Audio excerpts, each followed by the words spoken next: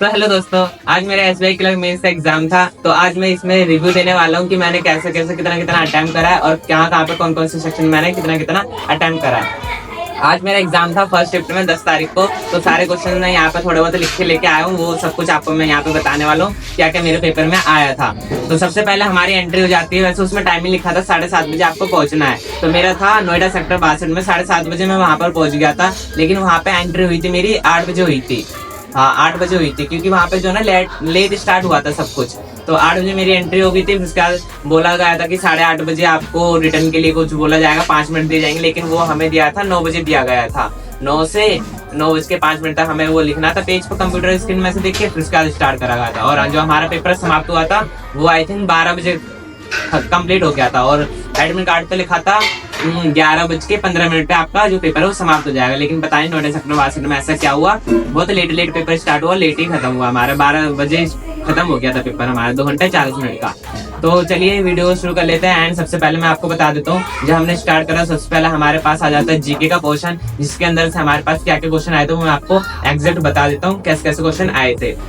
ठीक है, तो सबसे पहले तो आपकी जो करंट अफेयर है वो मार्च फरवरी की नहीं पूछी गई थी, वो पूछी गई थी सितंबर की, अक्टूबर की, नवंबर की, दिसंबर की और जनवरी की। ये वाली आपसे पूछी गई थी आज की शिफ्ट में, फर्स्ट शिफ्ट में 10 तारीख को। ये वाले हमारे करंट अफेयर पूछे गए थे। स्टैटिक जीके का पार्ट पूछा गया था और पूछे गए थे इंटरनेशनल जो भी मॉनेटरी फंड है उनसे रिलेटेड पूछे गए थे। और ब्रिक्स से एक क्वेश्चन आया था, मैं आपको क्वेश्चन बता देता हूँ। तो सबसे पहले हमारे एक क्वेश्चन आया था, अंतर्राष्ट्रीय ओलंपिक समिति, जो अंतर्राष्ट्रीय इंटरनेशनल ओलंपिक कमेटी है वो कहाँ पर लोकेटेड है। तो ये इसका आंसर मैंने स्विट्जरलैंड लगाया था, जो कि हमारा सही चला गया था। और उसके बाद हमारे पास और भी क्वेश्चन आए थे। उसके बाद हमारे पास आया था कि ब्रिक्स का जो 10वां पूर्ण सदस्य है वो कौन सा देश बना है ब्रिक्स का। तो इसका भी मैंने सही लगा दिया था, इंडोनेशिया था, इसका तो आंसर पता ही था। फिर इसके बाद आया था प्रधानमंत्री सखी योजना करके कुछ आया था, प्रधानमंत्री सखी योजना करके, कि कौन सा राज्य इसके मतलब कि कितना आवंटन किया गया, इसके लिए कितना अमाउंट पे किया गया है, ये वाला क्वेश्चन आया था। और इसके बाद ये वाला क्वेश्चन आया था कि यूपीआई का 47.5% जो है वो किसके कौन सी कंपनी के पास है। उसमें ऑप्शन में थे पेटीएम, फोन पे, गूगल पे। तो इसका आंसर फोन पे था, लेकिन मैंने गलती से पेटीएम लगा दिया था, तो ये वाला गलत हो गया था। और उसके बाद आया था T20 वर्ल्ड कप 2022 किसने जीता था। ये ऐसे नहीं बोला था, ये बोला था T20 वर्ल्ड कप किसने जीता था। ऑप्शन में बहुत सारे दे रखे थे, 2022 इंग्लैंड करके, 2009 इंडिया करके। तो उसका आंसर 2022 इंग्लैंड था। ठीक है, और फिर उसके बाद हमारे पास आया था ये वाला आया था, लोकपाल दिवस कब मनाया जाता है। लोकपाल दिवस मनाया जाता है 16 जनवरी को, जो कि मैंने स्किप कर दिया था, मुझे पता नहीं था ये इसका आंसर। उसके बाद आया था 2024 में मेजर ध्यानचंद जो अवार्ड था ना वो किस प्लेयर को मिला था। तो इसका आंसर तो ये था हरमनप्रीत सिंह वाला, लेकिन मैंने इसका आंसर थोड़ा गलत लगा दिया, मैंने PR श्रीजेश करके लगा दिया था, जो कि हमारा गलत हो गया था। ठीक है, और फिर इसके बाद ये आया था RBI में SOR, SORR, इसमें O किसके लिए स्टैंड करता है, O की फुल फॉर्म क्या है। तो इसकी ओवरनाइट था, तो मेरा सही चला गया था ये वाला। फिर उसके बाद आया था हमारा आर्टिफिशियल इंटेलिजेंस से एक क्वेश्चन आया था, और कॉफी एक्सपोर्ट से आया था। इसका तो डायरेक्ट पता नहीं है मतलब कि क्वेश्चन क्या था। एक क्या आया था, नागरिक उड्डयन महानिदेशालय के वर्तमान प्रमुख कौन है, मतलब DGCA कौन है इंडिया के, ये वाला आया था। फैज अहमद किदवई थे इसका आंसर, जो कि मैंने करा नहीं था। और उसके बाद हमारे पास आया था, ये वाला इजी था, सूर्य किरण जो अभ्यास होता है, सूर्य किरण युद्ध अभ्यास, वो किस देश के साथ होता है, भारत और नेपाल के साथ। तो नेपाल इसका सही आंसर था। ठीक है, और फिर उसके बाद हमारे पास आया था टॉप 5 स्मार्ट सिटी था, इसका आंसर तो ऑल ऑफ द अबव था। इसका आंसर जो भी मतलब 10 तारीख को देख के आए हो उन्हें ये क्वेश्चन समझ में आ रहे होंगे, और मैं इसका सब कुछ आपको बता दूंगा कहाँ कहाँ पे कैसे कैसे होगा। और ये वाला आया था हमारे एक, वो कौन सा था, ये वाला, भारत में तीसरा लॉन्च पैड कौन सा है नहीं, मतलब कितने रुपए का बना था, मतलब उसमें अमाउंट दे रखे थे 100 करोड़, 200 करोड़, 300 करोड़, 500 करोड़, ऐसे करके कुछ था, इसरो से रिलेटेड था। ठीक है, तो इसका आंसर था जो भी इसरो से रिलेटेड था, कितना बजट था, 3,984.86 करोड़ था इसका आंसर। ठीक है, और फिर इसके बाद हमारे पास और भी क्वेश्चन आए थे। एक तो ये था पंचमढ़ी बायोस्फीयर रिजर्व कौन से राज्य में, इसका आंसर था हमारा मध्य प्रदेश, जो कि हमारा सही चला गया। इसके बाद हमारा आया था एक प्रधानमंत्री मत्स्य संपदा योजना के तहत कौन सा राज्य नहीं आता। तो एक तो अरुणाचल प्रदेश नहीं आता, और एक और पूछा था उन्होंने नॉर्थ ईस्टर्न स्टेट के अंदर। तो इसका अंदर आंसर है मिजोरम और अरुणाचल प्रदेश के अंदर नहीं आते। ठीक है, ये वाला हमसे पूछा गया था एक क्वेश्चन।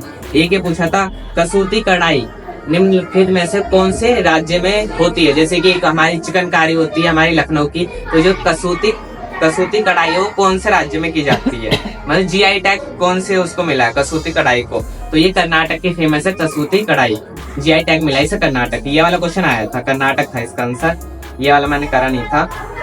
और उसके बाद हमारे पास आया था एक संतोष ट्रॉफी के विजेता कौन है 2024-25 के, तो इसका आंसर था हमारा, इसमें ऑप्शन में थे कर्नाटक था, केरल था, सर्विसेज था, पश्चिम बंगाल था, तो इसका आंसर है पश्चिम बंगाल। ठीक है, 2024-25 में संतोष ट्रॉफी के विजेता है पश्चिम बंगाल। ठीक है, तो ये वाला हमारा क्वेश्चन आया था। एक सबसे इजी क्वेश्चन ये आया था कि प्लूटो को ग्रह की श्रेणी से कौन से वर्ष में हटा दिया गया था, 2006 इसका आंसर सही था, 2006 में प्लूटो को हटा दिया गया था। एक ये वाला क्वेश्चन आया था ग्लोरी ऑफ अल्लापली, ग्लोरी ऑफ अल्लापरी जो जैव विविधता है, मतलब नेशनल पार्क मान लो एक तरीके से, ये कौन से राज्य में है, तो नाम से तो लग रहा था मतलब कि अल्लापली है तो केरल तमिलनाडु की साइड का होगा, लेकिन इसका आंसर था महाराष्ट्र, तो ये वाला मेरा गलत हो गया था, महाराष्ट्र इसका आंसर।